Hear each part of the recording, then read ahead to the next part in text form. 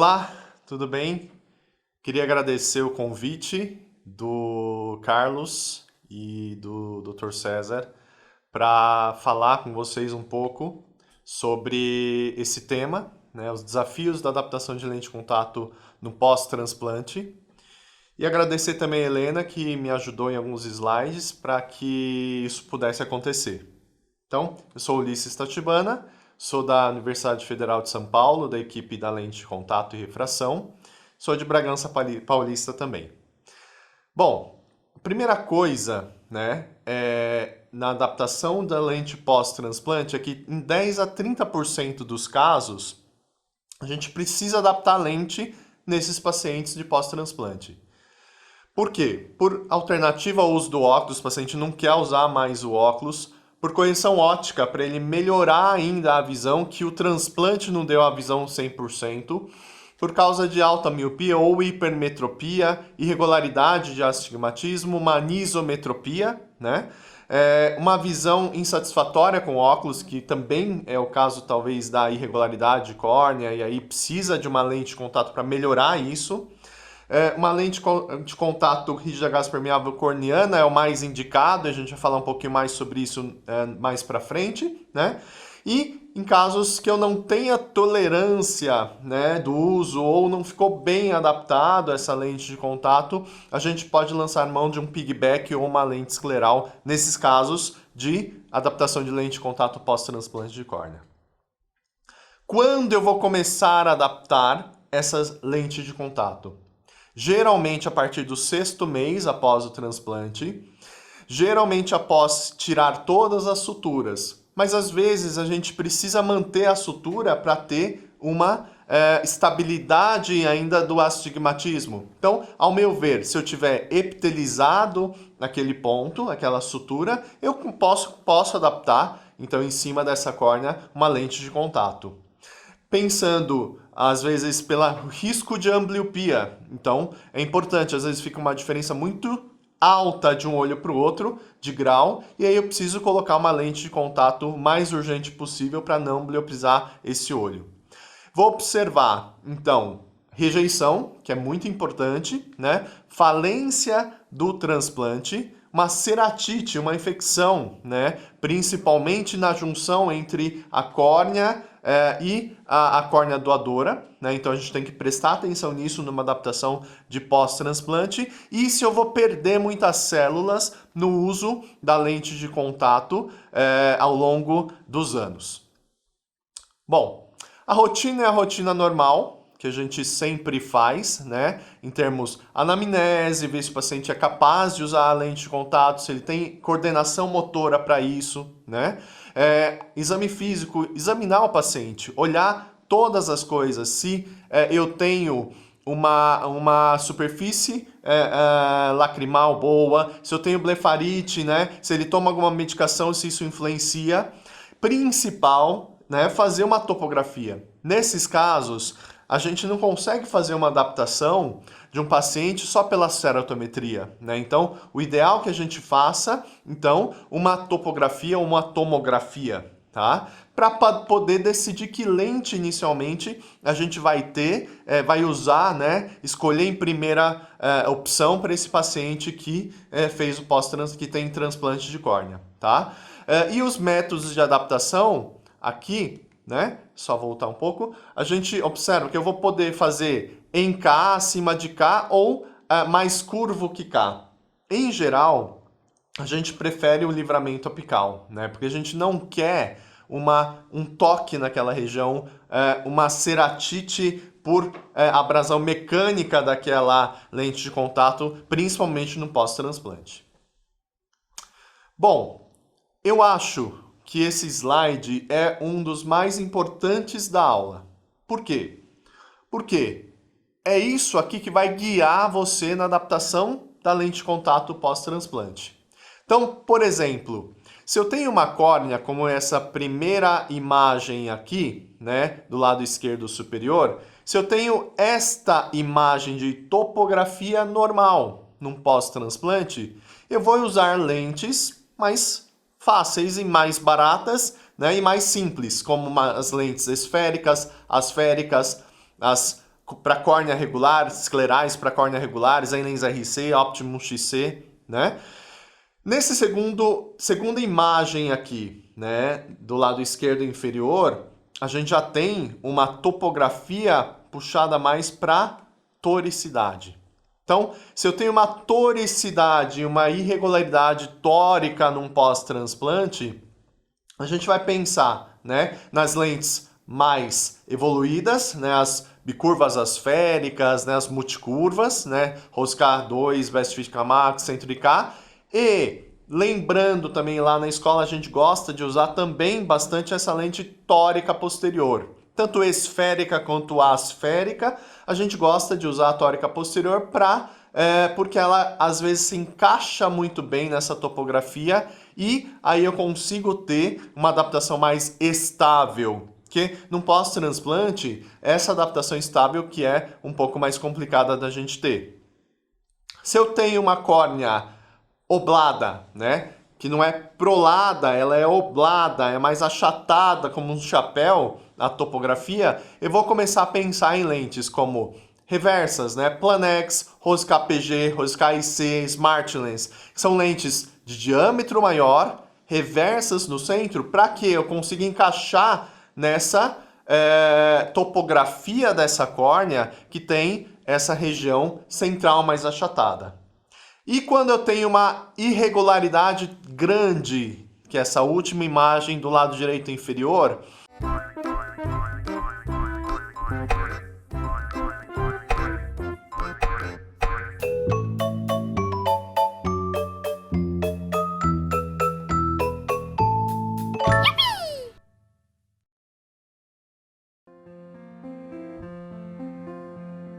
un comprobado líder en la práctica de lentes especiales y ojo seco. Cuando la precisión importa. eu vou poder pensar diretamente talvez numa escleral ou uma semiscleral. Uma esclera SG, Zenlens Rosca XL. Por quê? Até na aula do Randy Kojima lá nos congressos, ele fala, né? Se eu tenho uma diferença de 350 micra de mapa de evolução do ponto mais baixo para o ponto mais alto da córnea, não vou conseguir usar uma lente corneal. Eu vou direto, talvez, para uma lente escleral. Então, nesses casos, né, que eu tenho uma irregularidade muito grande na córnea, a gente pode ir direto, talvez, para uma lente escleral, porque ela, às vezes, não vai dar certo e eu não vou conseguir uma estabilidade. Às vezes, um piggyback ajuda nesses casos, sim, mas quando é muito irregular, temos que ir para uma lente escleral. Bom, sempre, como eu falei anteriormente, priorizar uma rígida gás permeável corneana. Por quê? Por causa de transmissão de oxigênio e por causa também de troca lacrimal, né? Nas outras lentes, tanto a gelatinosa quanto a escleral, a gente vai ter uma troca lacrimal muito menor, na escleral quase inexistente, na gelatinosa muito menor que uma lente corneal. Isso dá uma saúde ocular para o paciente, principalmente para o pós-transplante, pior, né, do que uma corneana, do que uma rígida gás permeável corneana. Então, priorizar as lentes corneanas em pós-transplante. Em geral, as lentes diâmetro grande, como eu falei para vocês, elas dão uma maior estabilidade, porque às vezes a gente tem uma irregularidade pontual por causa da sutura. Então, uma lente de diâmetro grande, ela vai dar, então, uma melhor qualidade ocular para esses pacientes. E eu tenho que observar, como eu falei para vocês, o degrau que a gente tem, né, no transplante. Então, entre a córnea doadora e o coto, é importante a gente observar essa região para evitar, como essa segunda foto aqui, uma infecção, uma úlcera corneal e uma opacidade de córnea por causa disso. E lembrar que uma descentração é um risco, às vezes, um pouco maior de pegar nessa região e eu ter ceratite. Então, a gente tem que acompanhar muito de perto esses pacientes, que é importante a gente estar sempre seguindo esses pacientes pós-transplante por causa das complicações que elas podem dar. Bom, Agora falando de lente por lente, né? Então, quando eu tenho uma córnea normal, né, eu vou poder usar uma monocurva esférica, uma multicurva Optolens, Century, uma asférica da Solótica, por exemplo, da Medifacus, né? E geralmente escolhe a inicial em K, né? Com a menor profundidade sagital, é melhor para adaptação com diâmetros grandes, tá bom? Quando eu tenho uma córnea que não é tão irregular, essas lentes elas vão bem nesses pacientes. Aqui, por exemplo, eu tenho uma lente, né, uma asférica, no caso da Solótica 37. Você vê, aqui eu não tenho fluoresceína e um acúmulo de fluoresceína central. E foi colocado uma lente 36, né, mais plana. Você vê como melhorou o padrão de adaptação para essa córnea pós-transplante, que tem uma topografia que não é irregular, tão irregular, e essa lente, por exemplo, asférica, cabe bem. Quando eu tenho aquilo que eu falei para vocês, né? Uma toricidade, vocês estão observando nessa topografia, uma toricidade na lente de contato. E aí a gente coloca uma lente, por exemplo, asférica aqui, né? Você vê que eu tenho o Altair, né? O clássico Altair, o toque ali naquela região, onde a região mais plana, né? Pela topografia que você olha, e mais elevada pela mapa de elevação. Então, hoje em dia, eu acho que é importante a gente ver o mapa de elevação para que a gente pense em qual lente eu vou pular, para que caminho seguir. Porque às vezes na asférica a gente tem esse padrão de fluoresceína e aí a gente vai para um padrão muito melhor numa lente tórica, tá? Então, vamos ver aqui, deixa eu só pôr de novo.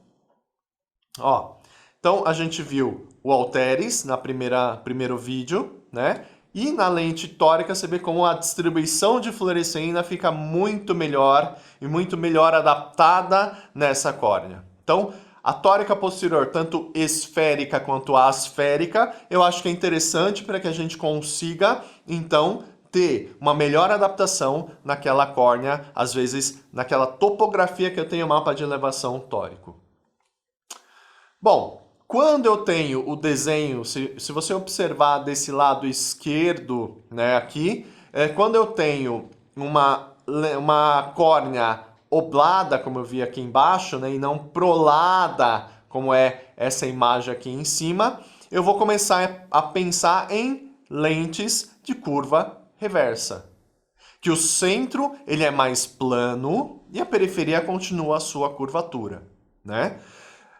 Que lentes que eu tenho disponíveis no mercado? Por exemplo, Solótica, Smart Lens, Best Fit M, Best Fit X, né? Que eu vou poder mudar às vezes a curva intermediária e a curva central, isso é possível nessas lentes. E lembrando, eu tenho essas lentes com diâmetro maior, né? E eu posso ajustar a borda também nessa lente, por exemplo, da Smart Lens. Esse paciente aqui, por exemplo, a gente tem uma córnea oblada, certo? O centro mais plano e foi escolhido 39-43 da Best Fit M, né? Que é a Smart Lens para córneas obladas. E aí foi colocado uma lente mais curva, uma dioptria mais curva, e você vê que a distribuição de fluoresceína melhorou muito também só com a mudança de uma curva dessa lente.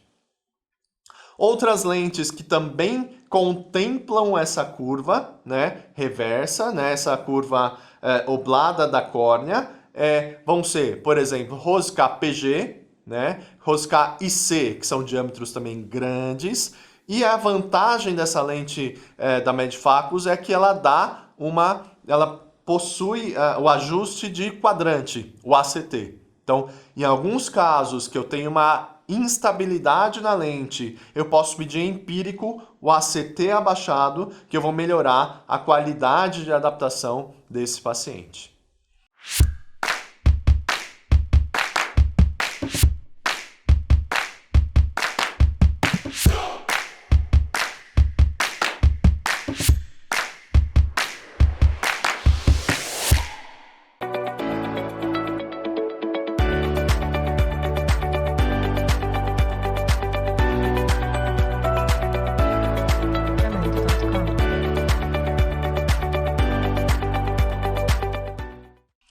Se eu tenho a córnea prolada, então eu vou poder usar as lentes multicurvas ou bicurvas asféricas, como por exemplo a Best Fitka Max da Solótica, tá? E a Rosca 2, outras lentes que a gente tem disponível no mercado. E se a gente não consegue, né, adaptação ou a córnea é muito irregular, a gente vai passar para a lente escleral, ou as mini esclerais, ou as lentes esclerais ditas acima de 15 milímetros, tá? Bom, a gente vai poder, hoje em dia, com essas marcas, por exemplo, a Zenlens Solótica, a Sclera SG ou Century Algoritmo, a gente vai poder, então, mexer em curvas de periferia, de toricidade periférica, de curvas limbares, né? E de curva base central. Em último caso, esses ajustes eu deixo para última instância quando é empírico. O ideal é que você consiga mexer na caixa de prova. Se não conseguiu, aí a gente pode, então, passar para os ajustes empíricos, tanto de curva base e outros ajustes que a gente tem disponível nessas marcas e nessas lentes. Lembrar que a periferia da córnea ela é tórica, né? Então, nessa imagem que a gente vê aqui do lado direito inferior, a gente sabe que quase 90% dos pacientes têm a esclera tórica, tá? Lembrando que no pós-transplante a gente não pode deixar um vão muito alto por causa da oxigenação. Quanto maior a espessura tanto da lente quanto do vão que eu vou deixar entre a lente e a córnea, eu vou ter, então, uma oxigenação muito mais baixa para aquele transplante de córnea, que ele sofre demais. Os casos que eu já tive, né, em consultório de complicações com pós-transplante de lentes esclerais. Esclerais com pós-transplante, né, são os únicos. Outras complicações de mais graves a gente não tem. Eu não vejo uma frequência muito baixa de ceratocone, enfim. Mas o pós-transplante é a doença que a gente tem mais complicação com lente escleral. Tá? Então, lembrar disso, acompanhar de perto. É importante, alguns estudos mostram que a gente tem entrada de lágrima, eu sei que é pequena, mas tem entrada de lágrima na lente, por baixo da lente, é importante também para um pós-transplante para nutrir essa córnea, tá? Então, se eu conseguir uma adaptação que não aperte muito a periferia, né, é o ideal para que a gente consiga, então, ter saúde ocular na adaptação de escleral no pós-transplante. Bom, aqui um caso, né, que a gente escolhe uma lente, às vezes o desenho, você fala, mas pós-transplante é oblado, e aí a adaptação na oblada toca, né? E aí, nesses casos, você tem que ir para prolada, como a gente vê lá em cima, para não ter um toque na região da córnea, que a gente não quer o toque na região da córnea da lente escleral. Aqui um caso meu, né? Um paciente de 27 anos, esse paciente de escleral, ele tinha várias coisas no olho, né? Um pós-transplante no olho direito, uma bolha de trabeculectomia de glaucoma no olho direito, um tubo de glaucoma, né, no olho direito, tentar a lente antes do transplante. Então o paciente veio para que a gente tentasse uma lente do olho esquerdo, e isso a gente conseguiu, mas o meu desafio era adaptar a lente escleral no olho direito. E aí a gente vê, tentei Smart Lens nesse paciente, você vê que a adaptação, a topografia foi muito difícil de pegar, não pegou muito direito a periferia, e aqui você vê que toca, né? A gente tem a lente tocando, não ficou bem adaptado. E aí a gente tentou apertar um pouco mais, né, essa lente. Ainda continuava tocando essa lente, não ficou muito legal ainda. E aí ainda tocando, né, essa lente, e aí foi para a lente escleral, tá? Foi para essa lente das Zenlens que a gente colocou, né, nesse paciente. Você vê que o problema era o tubo, né? Você vê que ele tem um tubo de glaucoma, né, de válvula aqui no olho, e a região, né, onde está tem a bolha, né, para drenagem do líquido, tudo, ela está comprimindo. Isso pode causar problemas nesse paciente. Então aqui a gente olhou, né, essa compressão, você vê aqui nas fotos uma compressão. Aqui estava alto o vão, então eu pedi depois empiricamente, para a gente estava em torno de 400, 450, eu pedi para diminuir empiricamente esse vão, tá? Porque ainda não tinha os 40 minutos, ainda diminuía um pouco esse vão, e aí no final a gente diminuiu um pouco esse vão, tá? Só que o desafio era, esse aqui do olho esquerdo eu consegui adaptar, tá? A lente escleral no olho esquerdo, o paciente ficou feliz. Bom, então a gente tinha alguns desafios nessa adaptação. Então eu já tinha decidido que eu ia fazer o microvault no olho direito, por causa daquela bolha da cirurgia de glaucoma, de válvula, de tubo, tá? E aí, uma das coisas que a gente observa e ainda não conseguiu publicar, mas estamos encaminhando um estudo para publicação para mostrar que a gente tem também flexão da lente, tanto tórico quanto esférico da lente escleral. Nesse caso, a gente não tem uma variação muito grande da parte de toricidade, de flexão, né? Que ela se deforma em termos de toricidade, tá? Mas, poxa, será que por inteiro ela também flete? Né? E aí isso influencia, porque eu vi alguns casos lá no início, quando foi lançada a lente, que o grau de sobrefração no final, quando chegava a lente, não batia e tinha grau em cima que faltava. E a gente foi estudar isso e percebeu que a lente ela pode fletir tanto na toricidade quanto na parte esférica. Então, como desvendar isso e como eu vou conseguir fazer, né, para compensar essa flexão no pedido final da lente escleral?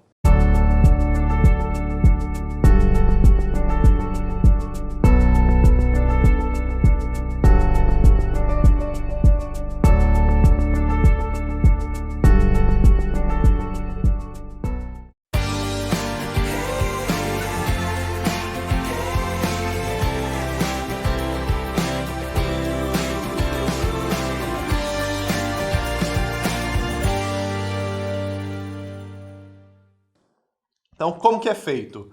A gente pega a curva da lente, né, que eu escolhi, que está na lente prova, eu tiro a ceratometria sobre a lente. Então, ou uma topografia, como eu mostrei para vocês, esse último slide aqui, tá? Que é uma topografia em cima da lente escleral, ou a própria ceratometria de um autorefrator. E aí, a gente subtrai a curva da lente, que seria a curva anterior. Então, como fazer isso? Eu vou pegar a curva posterior da lente e subtrair 2, porque nesse caso das Zenlens sempre vai ter um grau de menos 2. E aí eu vou ter a curva anterior. A curva anterior tem que bater com a ceratometria central dessa lente. Se ela não bater, eu vou ter indução de grau. Então, vamos ao exemplo de um olho. Então, o olho ficou com a lente Z17. Então, a curva posterior é 42,12, menos 2 graus, 40,12. Menos a ceratometria que eu tive em cima da lente, que é 39,21, a central. E o grau induzido, então, é 40,12 menos 39,21. Eu vou ter um grau induzido de menos 0,9. Poxa, então menos 0,9. Quando eu ajustar a periferia, melhorar a toricidade periférica, melhorar a borda dessa lente, tá? Eu vou melhorar, então, essa flexão, sim. E esse grau de menos 9, eu tenho que pensar em compensar esse grau no pedido final da minha lente de teste. Por isso que dava, em alguns casos, diferença de grau do pedido e do grau quando chega no paciente. Quando eu acho que está fletindo demais, eu quero melhorar muito isso, a lente, por exemplo, a Zenlens, ela consegue dar controle de flexão, que é deixar mais grosso a região periférica, e aí eu consigo não fletir essa lente e melhorar tanto a qualidade óptica, né, quanto o grau induzido. Então, outro exemplo do olho esquerdo é isso, ó, Z4, 50,37 menos 2 graus, 48,37. Menos acerato sobre a lente, 47,63. Grau induzido de menos 0,74, tá? E aí eu tenho que compensar esse grau, né, que é da flexão da lente, para poder, quando chegar à lente, com os ajustes de periferia, né, eu consigo então melhorar e não errar o grau final dessa lente no meu paciente, não precisar ficar trocando a lente e, consequentemente, mais sucesso na adaptação.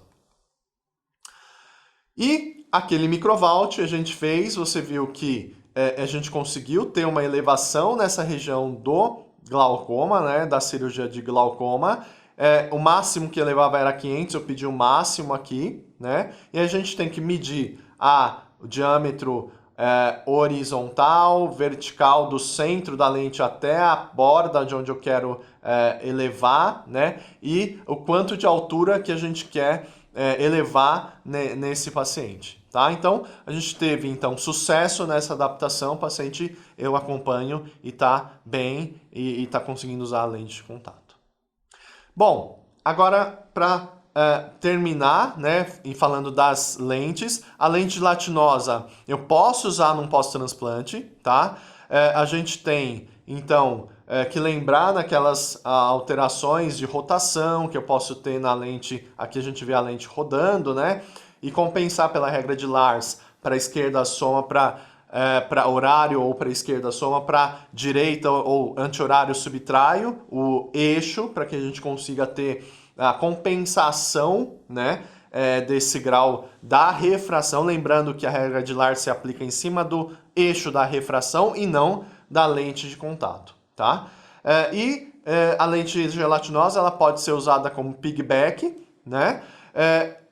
Sempre nesses casos de pós-transplante, usar a lente de silicone hidrogel. Sempre, tá bom? Por causa da oxigenação, lógico, no pós-transplante é importantíssimo. Manuseio, manutenção correta, restrição de horas de uso, acompanhamento regular, orientação quanto às complicações. É importante que a gente faça para o paciente em toda a lente, mas ter muito mais cuidado, né, em lentes pós-transplante. E as complicações possíveis para essa lente, defeito epitelial recorrente que a gente conversou, hipóxia, lembrando que nos casos de hipóxia a gente vai ter, então, neovasos, como essa figura aqui de baixo, né? Edema corneal, ceratite infecciosa, um olho seco, né?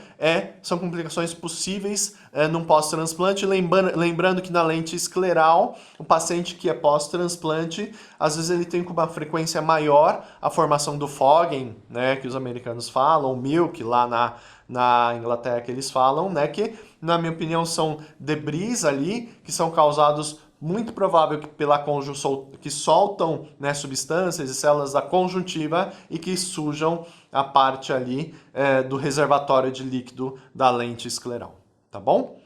Bom, a mensagem que fica é identificar e abordar o paciente, principal, conhecer os desenhos de lentes disponíveis. Então, que lente que você vai trabalhar para esse tipo específico de pós-transplante, que é o tema da aula. Então, acho que a segunda frase é o mais importante hoje, para que a gente lembre quais os desenhos que a gente vai poder usar naquelas topografias, acho que é o mais importante, tá?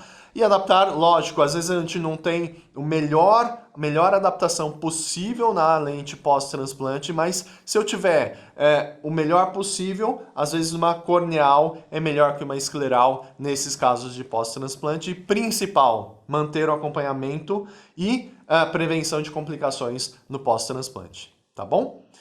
Agradeço a atenção mais uma vez. Obrigado, Carlos. Obrigado, César, pelo convite para estar falando com vocês aqui no Class.